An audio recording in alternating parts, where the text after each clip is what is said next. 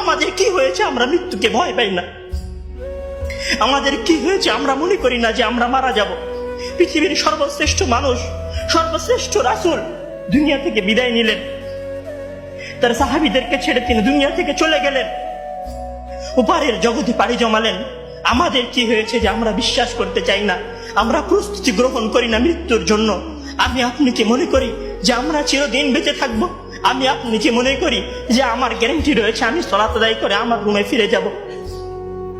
বিশ্বাস করুন হে আমার ছাত্র ভাইয়েরা, অবশ্যই আমাকে আপনাকে একদিন মৃত্যুবরণ করতে হবে, আমাকে আপনাকে একদিন এই দুনিয়া ছেড়ে চলে যেতে হবে। সুতরাং মৃত্যুর জন্য প্রস্তুতি গ্রহণ করুন, সুতরাং মৃত্যুর জন্য প্রস্তুতি গ্রহণ করুন। সেই দিন আসার পূর্বে, যেই দিন মৃত্যু আপনার দরবারে উপস্থিত হবে এবং মহান আল্লাহ তাআলাকে আপনি বলবেন, হে আল্লাহ, আমাকে স্বল্প একটু সময় দিন, আমাকে স্বল্প একটু সময় দিন, আমি ফিরে যাই এবং কিছু নেক আমল করে আসি। কাল্লা ইন্নাহা কালিমাতুন হুয়া কাইলুহা। তখন মহান আল্লাহ তাআলা বলবেন, কোনো সুযোগ নেই, এটা তো তার মুখের কথা মাত্র, সে ফিরে গেলে আবারও আমল করবে না, সে ফিরে গেলে আবারও আমল করবে না। সম্মানিত ভাইরা,